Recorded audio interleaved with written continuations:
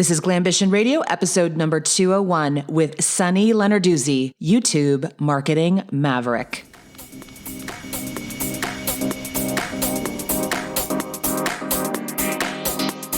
Welcome to Glambition Radio. I am your host, Allie Brown. I'm an entrepreneur, mentor, investor, and mom of twins. I love thinking big, doing different, and exploring ideas that disrupt the status quo, especially when it comes to women, because we are rewriting the rules for leadership, business success, making money, and changing the world. And we're doing it with style. Let's go.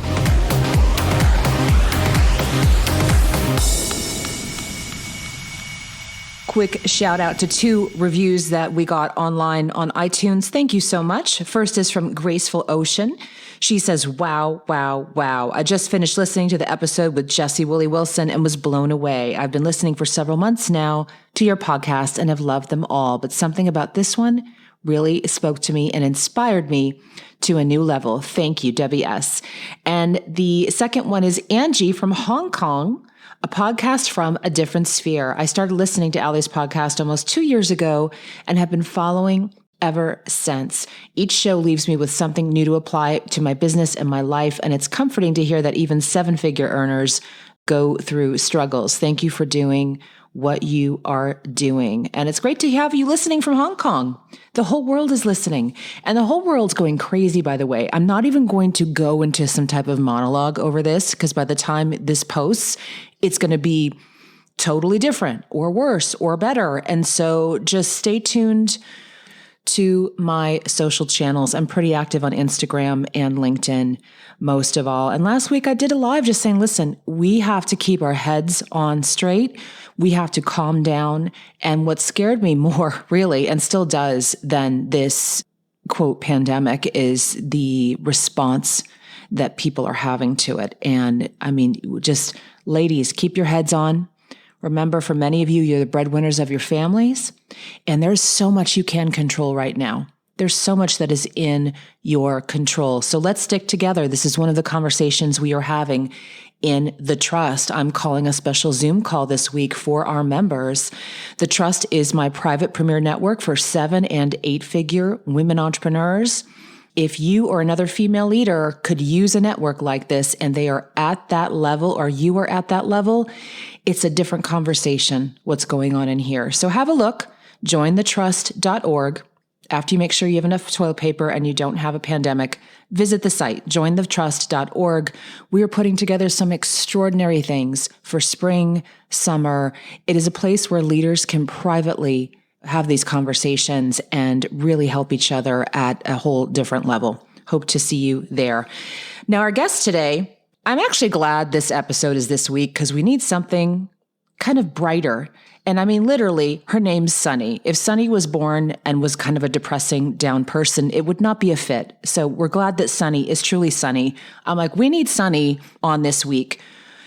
She is mostly known for her mad YouTube marketing skills and translating those for how business owners can use YouTube. But she's also a whip at Instagram. That's actually how I found out about her. And I'll tell the story. I'll let you hear it in the discussion that we have. And I thought, you know what, let's get her on because I also want to know, how did this all happen for her? And also, I pry out of her some great tips because I was thinking of starting up my YouTube channel again, but I'm not sure. So you're going to hear me getting some great advice from Sunny. And I have to say, of the whole interview, there's a lot of great moments, but I was so happy to learn that she is not an early adopter. She's going to explain on the show today. Sunny Lenarduzzi. Sunny, where are you right now? I'm in my home office in Vancouver, British Columbia. And is this the one we see in all the videos? This is the one. This is the one with the brick backdrop, but it's actually wallpaper.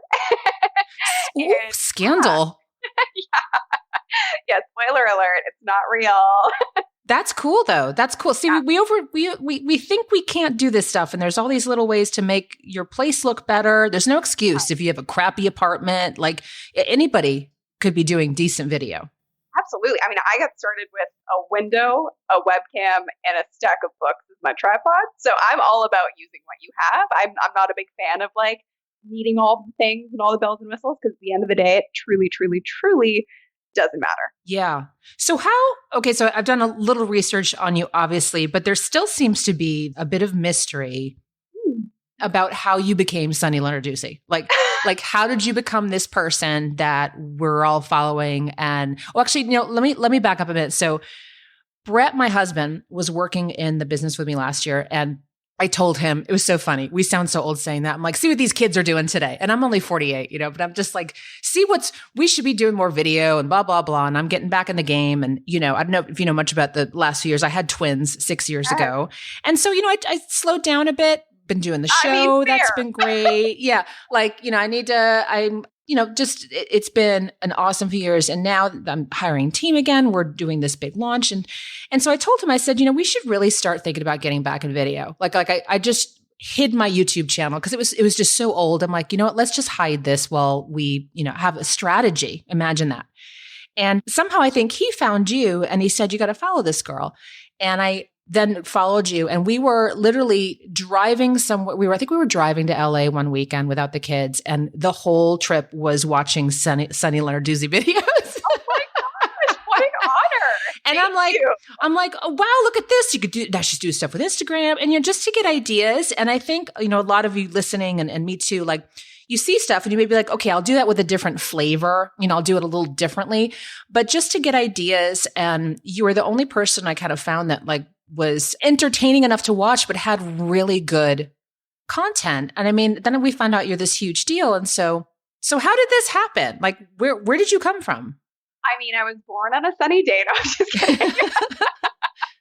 No, it's really, I still pinch myself, to be totally honest with you. The whole thing is very surreal. And I say this a lot, but what a time to be alive, because I wouldn't be doing what I do. I would be a journalist working in the media if the internet wasn't a thing. So I actually started as a journalist. That was my dream job. And that's what I thought I wanted to do when I grew up. And the time I was 4 years old, I was like, that's the goal. And so that was my first job, and I loved it. And my big goal was to work at the Olympics in Whistler and Vancouver in 2010, because I'm from Vancouver, and I did it, and I got there, and I was reporting every day in Whistler, and I was like, nailed it, checked it off the list. And in my brain, I was like, look at me go. I'm only 20.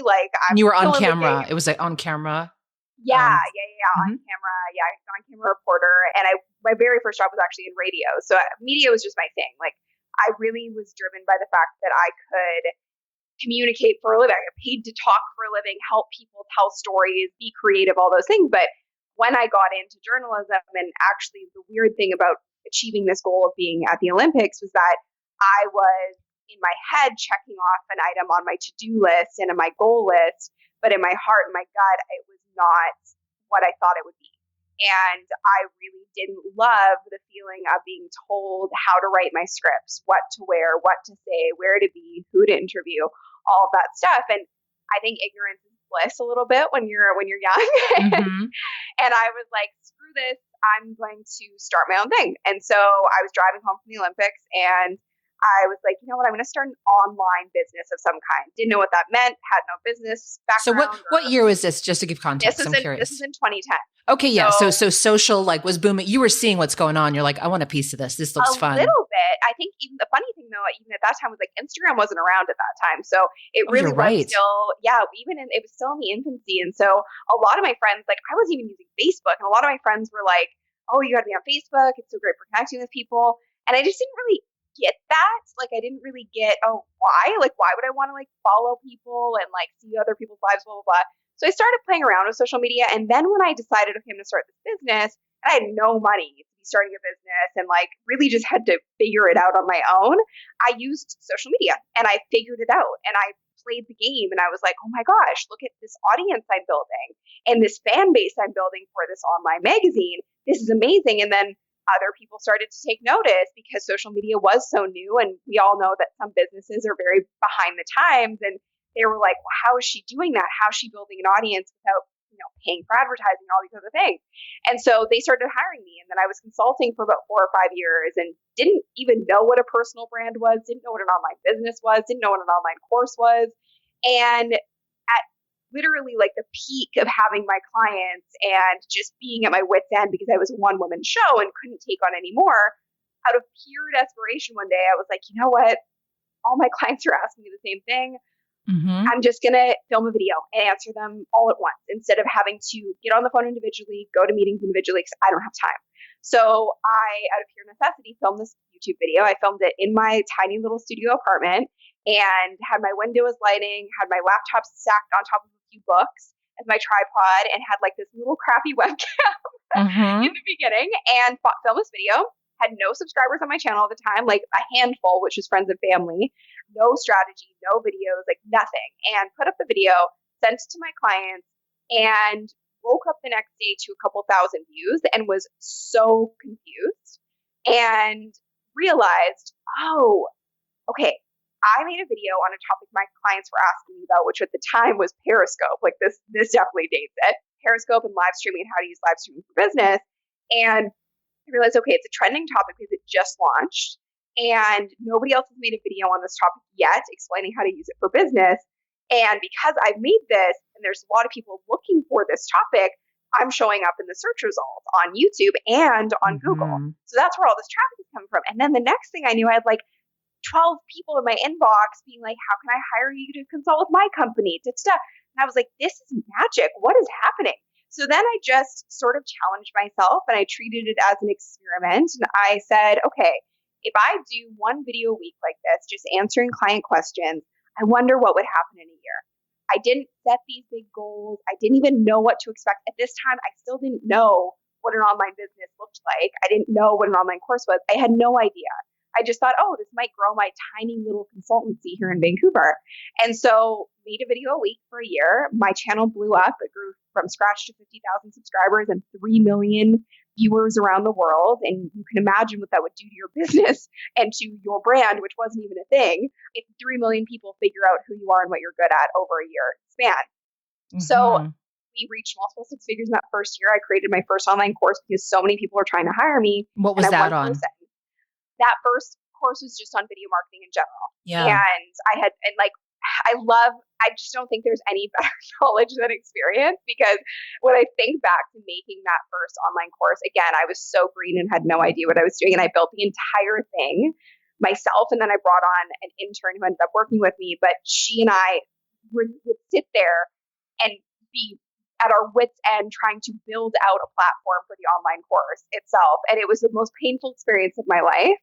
And it didn't even really do that well, but it taught me so much and allowed me to parlay into, where we are today. And over the last 4, now almost 5 years, which is so crazy, we built this into this multi-7-figure-a-year business where we empower and help entrepreneurs get their genius out into the world, leveraging social media, but particularly leveraging YouTube. Now, there's thousands of other people trying to do what you're doing. Yeah. Why do you think this all worked so well for you and is continuing to work? Because some people may look at you and your story. This happens to me all the time. They're like, oh, you were in the right place at the right time, or you got in and got started before it got crazy, or, what do you think it was? Was timing a good part of it? Are you doing things differently when you can step back and look at it? I think there's a multitude of factors, but I do really think that for me, my biggest competitive advantage is that I didn't have expectations, which I know sounds strange, but I didn't go into this being like, I'm going to build a 7-figure business and I'm going to get 100,000 YouTube subscribers. I went into it as an experiment. And when I work with anybody, any of my clients, I always say to them, you are the scientist behind your business. You have to try things, you have to fail. You have to experiment to figure out what's actually going to work. You have to get your products and services into the real world to know if it's going to work, because I do find that the analysis paralysis is what kills people most. Oh, they're terrified. They're terrified. And I get that. It is scary, but I actually think, I really do feel like, particularly for women, there's this sort of like circular effect or cyclical effect with how your career builds. And I think I had so much experience in working with clients before I started this online business and getting so much knowledge from startups that I was working with, that I remember one of the startups I worked with was like, they were talking about how they wanted to light the world on fire and they wanted everyone to know their name. that startup ended up going bankrupt. And I remember one of my mentors at the time saying to me, if you want to light the world on fire, start with your block, start with your neighborhood.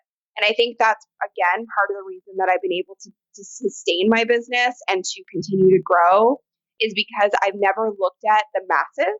I've always looked at one-to-one. And I've always looked at the results I can get from my clients is what's going to scale my business faster. And I don't care about trends. I don't care about hopping on every freaking platform that comes out. Okay, tell me, are you on TikTok? No. Okay, thank God. Okay, thank you.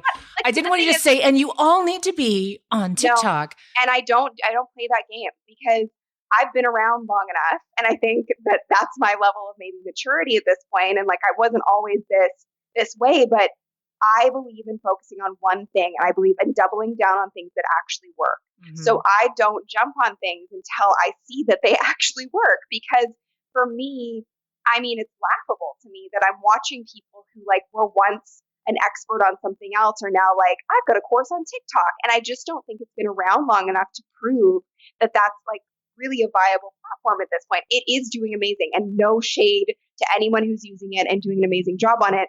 And if I had all the time in the world, I would venture into TikTok and play around with it. But I know what's working in my business. I know how we've doubled our revenue consistently for the past 5 years. And it's been sticking to the things that work and slowly integrating things that are, catching fire and are the latest craze. I've seen things like there was a platform called Peach that came out that everyone was talking about a couple of years ago. And everyone's like, oh, you got to get on Peach. I've never even heard of Peach. I'm right? behind. Like there's all these different things. And I guess I would say I'm not really an early adopter. Yeah. I know that might sound counterintuitive because I think people are like, oh, you got to get in while you can and like make a name for yourself while you can, which I think is a great strategy as well. But I know where I've already built a platform in the community, and I'm not going to abandon that for the newest craze to see if it works. Yeah. I think I'm trying to describe the feeling I had when I saw because look, this is what we go through too. When someone says, "Oh, you should follow this person," they know everything about this. I'm like, first of all, I'm prepared to be very irritated by the person. I'm prepared for like a stupid posts in between stuff that I actually want to know, right? Like just And when I saw what you're doing, you have some entertaining things about your life, and just like I do, like I have things about me, my kids, or like I had a fun flashback photo of an 80s photo shoot of me with stirrup pants and in a spree, and you have that fun stuff. But your feed is really solid, and I could tell that you worked really hard, that you took this seriously, but you also have a lot of fun, and that energy comes through. And I think that people feel like they have to be one or the other. And you seem to be kind of a blend of that. Did you always have fun from the beginning, or are you just really just having a lot of fun? You know what? I think I've always approached this as I feel very lucky to be able to do what I do. It's very bizarre that this is a real business and that I'm able to create the life that I have because of what I do for a living, which doesn't feel like work to me. So I think on that level, I just have an immense amount of gratitude for what I do and the freedom that it's created in my life. And I think the weird thing about who I am as a person and the juxtaposition of my personality is that I am pretty lighthearted. I don't take a lot of things super seriously, but I've always taken my work seriously.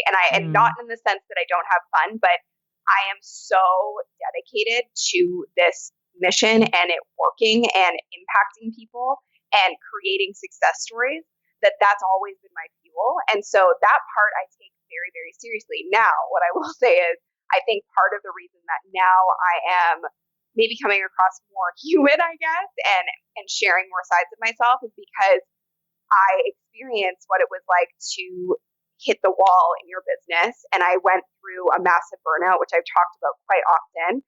And it was the scariest moment of my life. I ended up in the hospital. And when was this? This was just over 2 years ago. Yeah. What happened? And it was bizarre. And I think it's a really good lesson for everyone who is an entrepreneur. I basically had been running my business by myself for a while. And I just brought on someone to help me out in the business. And it was like slowly starting to grow. And so at this point, I think we had 3 or 4 people on the team. But I still felt an immense amount of responsibility for every little thing, which I think you should as a leader, but you also have to keep it in check. And I basically took the first vacation I had ever taken in years. And I stayed at home. It was a staycation and it was in the summertime in Vancouver, which it's honestly so beautiful. And I was at the beach that day and I came home and it was a totally normal Wednesday. And if anyone asked me, I would have been like, yeah, no, I feel good. I feel fine. I'm so relaxed. I'm on this 2-week vacation. And I go to bed and I just can't sleep. And I'm a very good sleeper. So that was my first sort of like, this is weird. And I'm sitting there and I just can't sleep. And then I'm starting to like get really anxious, which I've never dealt with anxiety before. I didn't really know what that even felt like. And then I'm like basically pacing my apartment. And I'm now looking up like, what does a panic attack feel like on Google, which seems very meta at the time. And I'm basically just like spiraling. And I called my mom, God bless moms, called my mom, and she somehow at 1 a.m. on a Wednesday had her phone beside her and was like, yes. And I was like, I think I might be having a panic attack. I'm not really sure what's going on. And she was like, okay. And so calm. And she's like, I'm going to come over there and just, check in on you. So she drives over and she comes up the stairs and I'm expecting my mom, she's cool as a cucumber. I'm expecting her to come up and be like, oh, yeah, you're fine. Like, let's just sit down and talk and we'll figure it out. When she walked in, I could see on her face that she was then a little alarmed because I'd actually gone like gray. I was white as a ghost and very clammy, very sweaty, and just didn't look like myself and wasn't acting like myself. And then she called the ambulance and the ambulance came. And again, I'm expecting the ambulance to come up and be like, you're having a panic attack. It's fine. They come up and they basically take my heart rate and everything and they hand me 2 baby aspirin. They're like, we're putting you in the ambulance. We're going to go to the hospital. It appears you're having symptoms of a stroke. And it was terrifying. And then they took me to the hospital, got me right in, did all the tests, like did everything to check out my heart because I actually do have a heart condition. And I was fine. It was just a severe panic attack. And I think the big lesson in me for this that I like to share with other people is that I didn't know how to truly breathe and relax and actually take a break from my business, which I think is very common because it's required for you in the first couple of years, if not the first year, to just push and to make it work and to work and to hustle your face off. But then you do reach a point where it's actually counterproductive to be that busy all the time.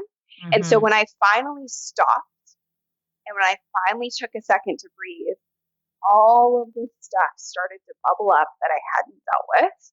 And it hit me like a ton of bricks. And that started my journey, I think, of finding a way to not balance. Balance, I think, is bullshit, to be totally honest with you. But I think find a way to ebb and flow between my priorities in my life, whether that's my relationship with my fiance, my business, or my personal life, like just in any way, or taking care of myself. And I feel like I am now at a really great place with that. And I'm really in tune with my body, which I think I call it robot mode. I basically was in robot mode for the first couple of years of building my business and I tuned out my body. Yeah, it happens to so many women. And I want to just shout out to those of you listening, like behind the scenes, like this, especially the ones who've reached 7-8 figures, it happens to almost every woman I know behind the scenes. And it's either in a minor way or a major way. And it's like, your adrenals burning out or ending up in the hospital. And so it's a great reminder. And I mean, it just sounds so cliche. When I hear Arianna Huffington say, we need more sleep. I'm like, well, yeah, you can say that because you made freaking $300 million and,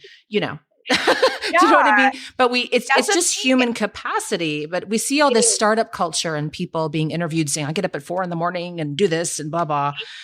Yeah. Well, and I think that's the thing is like, I think the issue with a lot of the information out there right now too, is that everything is contextual, right? So like even you giving the example of Arianna Huffington, like, yes, of course, we all should be getting 8 to 9 hours of sleep a night or whatever it is. But sometimes that's just not possible. So instead of having another rule or another to-do on your list of got to get 8 hours of sleep, got to do my morning routine, got to do my nighttime routine, all these things, I found for me the best thing was just honestly listening to my body and listening to my intuition and paying attention, getting really clear on my red flags of things that would come up when I was reaching a place of burnout. Yeah. And I'm really proud to say it hasn't happened since. And I've done a lot of work to ensure it doesn't happen since. So I think part of why I come through is like I'm having fun with this is because it is fun. And at the end of the day, I'm not saving lives. I might be changing lives, which is really great, but I'm not saving lives with my business. I'm not a doctor. Like this isn't this isn't to that degree. And so if I can't have fun with it, something's not right. Yeah. Those wake-up calls are always good to get. Also super clear what you're interested in and not interested in and what you want to spend time on. And so you were interviewed, I think it was in Entrepreneur magazine, about, your success. And you talked about a strategy really that I think more people need to talk about. And that is starting off with a clear niche. And you mentioned it already. When we start off, typically we see what everyone else is doing and we don't want to limit ourselves. People are so scared of the word niche. They're scared of the word like target. They want to work with everybody, but you've been very clear what's your lane and like what you're in. So when you're giving advice on that, like tell us what you share with clients. Yeah, we call it, and I say niche because I'm Canadian, so I apologize if that's super obnoxious, but I always say it's niche down to blow up, because that really is just, if you look at the data behind myself and my client success stories, that's just what happens when you find a particular lane and you find a particular niche that you can own. That's when you're able to actually attract a bigger audience, which feels completely wrong and counterintuitive, and I understand that. But for me, again, it comes back to having that scientist mindset and being experimental, because you just don't know what's going to work or what your niche is going to be until you actually get it out there. But the steps you can take before that to kind of narrow it down, I guess, is figuring out for yourself, what have you mastered? We call it the master that list. What have you mastered? What's a skill set that you've acquired that made a difference in your life, your business, your mindset, whatever that might be? What have you helped? What kind of problems have you had to solve for yourself or for somebody else? And what's your own hero's journey? Because generally that's where your most profitable business idea is going to lie, especially if you're working in like the coaching consulting space. And for me, it was very obvious to me because I didn't start out super niche down. I was talking about everything when it came to social media. And for 5 years, when I worked with my clients in my little consultancy here in Vancouver and was working with clients, all around the world at that time that were like big, small, etc., I was doing everything. I was doing all social media strategy for them. I was managing their social media accounts. I was community manager. I was doing customer service, and I was doing sales. So I had done it all. And I actually think there's a lot of merit in that, because it allowed me to realize, again, because I actually did it, tested it, and saw the results from it, what I was really good at and what I wanted to focus on. And then when I started on YouTube, same thing. I started talking about all social media. And then I looked at the data and I was like, oh, every time I do a video on YouTube, it's getting a lot of growth and there's a lot of demand for it. Okay, let me follow that path. And that's how I got led down the path to where I am today. But it didn't happen overnight. Like, I made other programs, I made other courses, I did one-to-one work, I was consulting, I had an agency at one point. Like, I've done a lot of things. And I think the biggest piece of the pie is that I just didn't give up and I was resilient, and I was like, well, that didn't work. Okay, moving on. And I think that's a big part of it, because you're going to try things that don't work. You're going to try things that fail. And for me, it's just a lesson, and it's just information. It's data. It's not a failure. It's information to inform you going forward to maybe go in a different direction or slightly tweak your process or strategy. Yeah. So let's talk about YouTube. I mean, that's still your main thing? That's still the main thing. Yeah. Okay. So I have heard, I'm such an expert because I hid my page.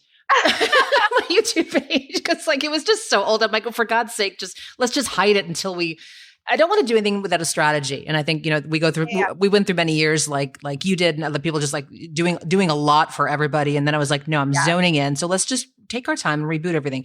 So what is your advice for someone who wants to ramp up their channel or is restarting a channel, and looking at it and going like, gosh, is it even worth it? I've heard horror stories. Tell me if this is true. Someone said, oh, you need to post a video a day for 60 days. Otherwise you don't get, there's just weird rumors floating around. Please help us. There's so much bad information out there. My God. And again, I think the bad information comes from the people who haven't actually done the thing, but they're watching people who have done the thing and then trying to take the information from that and give advice based on it, which is like the worst thing to do. So just right off the bat, if the person you're following and giving you advice isn't doing what you want to be doing, don't follow their advice. So that's my first piece of advice there. But there's no rule when it comes to consistency or frequency. And I don't know if you're going to want me to say this, but please unhide your channel. Oh, it's okay. We'll talk later. It doesn't matter. It doesn't matter, because the thing with YouTube is that it's all you have to understand it's an art and a science. And I think that's a really important factor of YouTube and how it works and how you can work it to your advantage. So the science part of it is that it's a machine, it's an algorithm, just like any other social platform. And so it really does harness your authority based on certain keyword phrases and keywords. And once you build some dominance in certain keywords and phrases, it's going to continue to favor those on your channel moving forward. So then it pushes you to get seen by more people and get more views and subscribers based on those particular set of keywords and topics, which is how you build authority on the platform. The art of it is that you have the creativity. You can build your videos in whatever way you want to. And it's truly your biggest differentiating factor and your biggest competitive advantage is you and how you structure them. So there's a lot of things when it comes to YouTube that work really well. If you have an old channel, if you're starting a new channel, we have something called the live launch strategy that we work with our clients on. And we have a lot of clients who have channels that are super, super old. And they're like, should I just delete this? And I always say no, because you have, I call them the metrics that matter on YouTube. It's, the 6 metrics that really actually matter on YouTube. You have retention, you have watch time, you have views, velocity, you have subscribers, and you have CTR, which is your click-through rate. Those are the only metrics you need to pay attention to. And if you built and accumulated at least some of those things on your channel, it's worth keeping it. So that's just right off the bat. And then you can do things to revive it. So what we do is the live launch strategy, which is basically like doing a product launch, but for your YouTube channel, because it gives you this influx of warm traffic on the channel and it takes you back up in the algorithm as if you just started. No, a lot of people use the term live launch. My client Kelly Roach, for example, uses that. But you're using it. You're talking about a different way. It's for YouTube specifically, like doing a live to get people to your YouTube. I don't understand. Yeah. So basically, it's like doing a party. And I love Kelly. Kelly was actually a client of mine. Yeah. So it's like doing a party, doing like a kickoff party for your YouTube channel. And the purpose of it is to drive all of your audiences from other places, if you have them. If you have audiences on Facebook, all these other things, driving all those audiences to your YouTube channel for this live event, this live stream you're going to do on a topic where you want to build authority, because then you're accumulating watch time because the live stream's a little bit longer. You're accumulating engagement on the channel, and it's signaling to the algorithm on YouTube, oh, wow, this person must know what they're talking about because look at all the engagement they're getting on this live stream on this topic. And then you kickstart your authority in the algorithm on that topic, and it helps fast track your growth. Okay. And because there's lots of bad advice out there, and because I've now we've had over 7,000 people inside of our programs, and I see every story you can imagine when it comes to YouTube and every piece of bad advice when it comes to YouTube. And we actually just had a client come through, and he's in the dating and masculinity space. He's a coach, and he had done 360 videos on his channel. He posted a video a day for an entire year, and he had only brought in $700 in revenue directly from YouTube. He started using our strategy, and within a month, he had grown from 800 subscribers to 6,000, and he had grown his revenue to $5,000 to $7,000 a week directly from YouTube. So, and he wasn't, following that same strategy, just posting up videos. It was done in a very strategic way to target the right audience at the right time in the right way, and structuring his content in a way that built up high retention, which then built up high authority in the algorithm. Okay. Wow. So best advice is really just, you need to just get as many people going to that channel as possible, like from your other sources. If you have a dormant channel that you haven't used for a while, that's the best way to kickstart it again. It's like the resuscitator thing. Exactly. Defibrillator. Yeah, that's what I'm thinking of. It's a defibrillator. Yeah, exactly. Defibrillator launch strategy. I like that. I like that. Yeah. What else do you see? What's working and what's not working? Are there anything specific, especially you think that people are getting advice on that you're like, no, like what I just told you. This is how rumors start, right? Like you put a day up. Here's the formula. What are you observing out there that you're like, oh my gosh, that's so not necessary, or it's the wrong thing? I mean, I think a big thing, one of the biggest mistakes that I see on YouTube, and I say this often, and it's not meant to offend, but some people get offended by it, but nobody cares about you on YouTube. It's a very different platform in that sense. It's not driven by you, which sounds ironic in the beginning. People care about what you can do for them and how you can help them. And in order to build your authority and actually build an audience on YouTube, you have to start with value-based content. It has to be something that's actually helpful and searchable, because it's the second largest search engine in the world, owned by the first. So the biggest mistake I think people make is they're treating it like Facebook. They're treating it like Instagram. They're just doing it to repurpose content, which is truly just a waste of time, because there's 400 plus hours of video uploaded to YouTube every minute. So if you're not using it in the way that it needs to be used to play to the strengths of the platform, you're getting lost. And that's how I look at it, is that YouTube is a sea of content. And if you're not using it in the right way, you're sinking to the bottom of the sea. That's so interesting because people see it as a social platform. It's really not, is it? It's not. It's not. It is in a lot of ways, and especially as you build an audience. But in the beginning, it is not a social platform. It's a video hosting platform first and foremost, and it's a search engine. So you got to think about those two factors as you're making your content. It's very different than Facebook. It's very different than Instagram. It's very different than LinkedIn. It's very different than other platforms. When you understand that strategy, it truly is magical because it really is free advertising, and you're showing up in front of your ideal clients all day, every day by ranking in the search results and also showing up in the suggested videos. Yeah. All right. Anything else that we should be aware of right now with the trends or predictions about YouTube? I don't really have predictions. I will say the only other thing that I would be very aware of on YouTube is that you don't need to explain why someone needs to watch your video, and you don't need to introduce yourself for a long period of time at the beginning of the video, because the most important metric on YouTube is watch time, and you accumulate watch time by getting people to watch the entire duration of your video. And I see so many people on YouTube make a video and they'll introduce themselves for like 2 minutes. And because it's a search engine, if someone stumbles across your video, which is where the majority of your traffic is going to come from, especially in the beginning, and you don't get to the point within like 30 seconds, people will go to the next result because they have no brand loyalty to you. So there's no need to explain why to watch the video. They already know that's why they're searching for it. And there's no need to introduce yourself for a really long time. So we use something called the hot script formula, which stands for hook, outcome, testimonial, which is how you structure the intro of your video. It should be done between 30 seconds to a minute. You get into the meat of the content, and then you have 2 calls to action at the end to convert your viewers into clients and also increase your engagement on the channel to build authority. So cool. Thank you. You're so generous. This is why we actually follow your stuff. Oh, thank you. And it leads people to you. I mean, so how do you make money now? I know you have courses, you do consulting. Tell us what's going on in your world. It's really simple at this point. So we have 2 programs. We have YouTube for Bosses, which is our self-study 4-hour crash course for anybody who wants to build an audience on YouTube.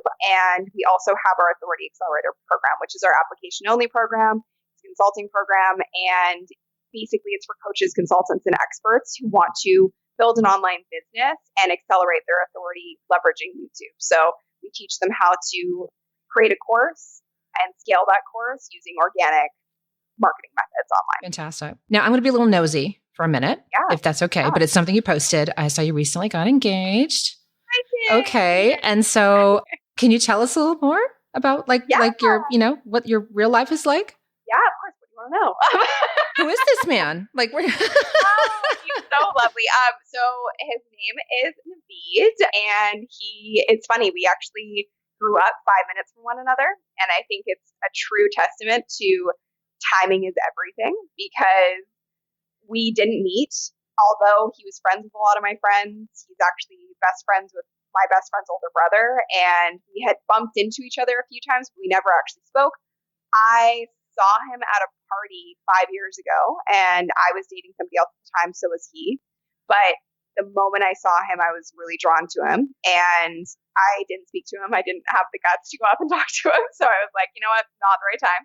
Then I continued to see him, bump into him, all these things, and then it just sort of happened, and I feel like I manifested it, I'm not gonna lie. And he reached out to me, and we went on our first date, and the rest is history. But yeah, he grew up playing basketball against my brother. Like, he knew so many people. That's I so knew. Weird. Our family houses are literally like 5 minutes from one another, and I just, I feel like it was one of those things where we both had to go on our own journeys and grow up individually. And I think by the time we got to one another, we both had done so much work on ourselves that it really does feel like he is a compliment to me and I'm a compliment to him, but we don't complete each other. Like, we came in as whole human beings, and I feel like we'll grow better because of that. And it's the most grounded and healthy relationship I've ever had. And I just am so grateful for him. And I think another reason why we work really well is that, like, our life, when you're like, tell me about your life, I'm like, it's actually, I know it sounds cliche, but like, it's really not that exciting. It's pretty boring. It's very like, I'm kind of a homebody. He's a little bit more extroverted, but the irony is he has nothing to do with like the online space. He really doesn't care for social media, but he's my biggest supporter, and he's so grounding that I know at the end of the day I can kind of shut all of this off. Yeah. And he's like my rock. Yeah. And it's really nice to have that balance in our relationship. So yeah, he's just a really wonderful man. I didn't meet Brett till I was 41. And I was like, at that point, I was like, am I supposed to be gay? Like, what is going on?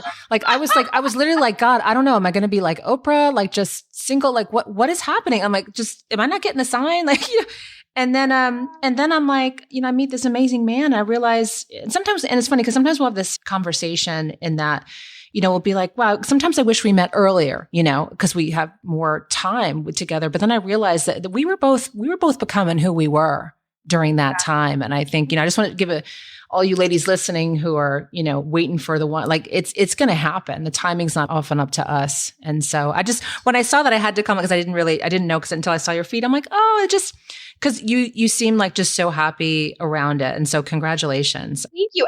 And I will say for anyone who's listening who is single, I've talked about this book a lot. And I did an episode on Valentine's Day last year all about this, because our whole story of how we met is kind of crazy, how we ended up coming together. And I read this book called Calling in the One, and I cannot recommend it enough. And spoiler alert is that the one is you.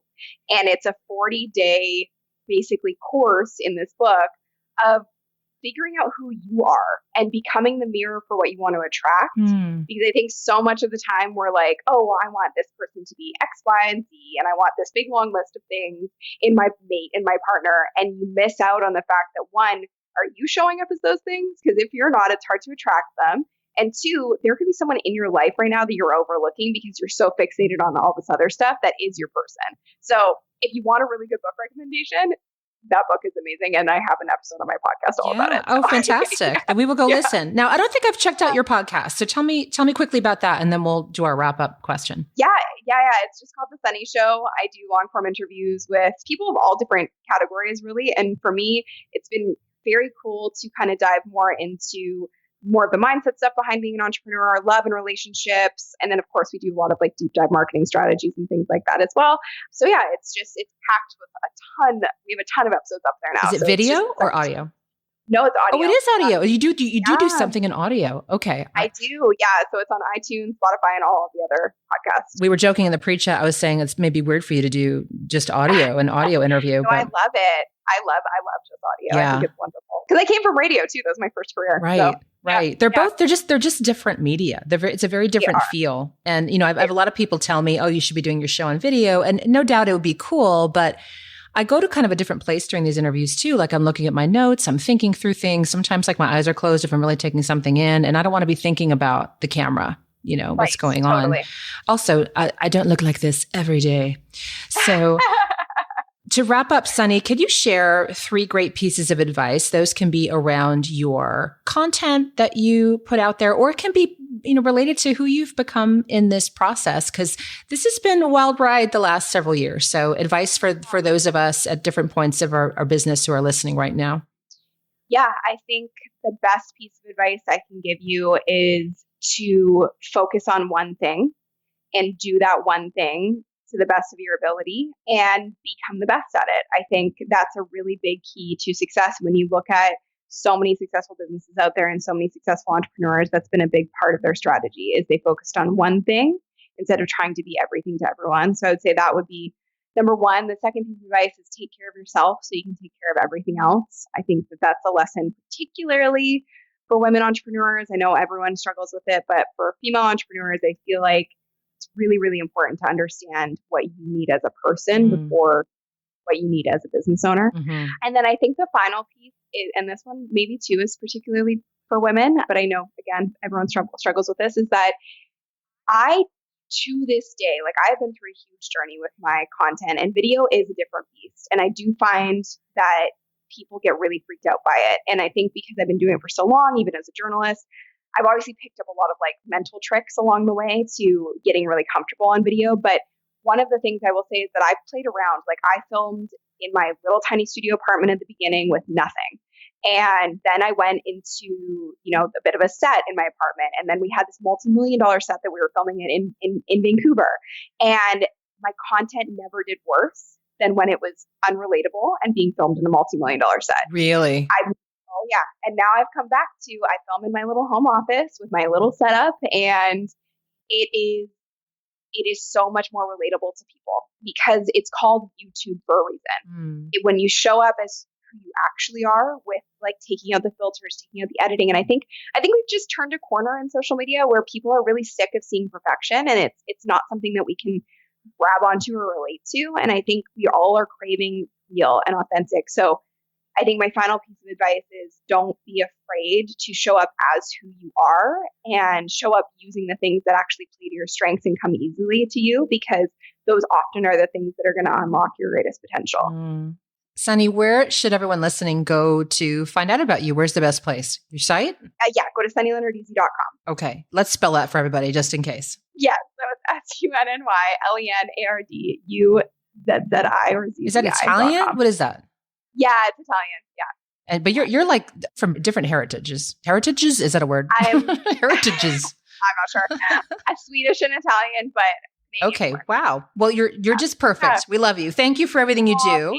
Thank you for being here. For having me. And I think you're going to have a ton more followers after today. And I think if you inspired me, I'm going to get back on the YouTube game. I think I'm ready. Yay!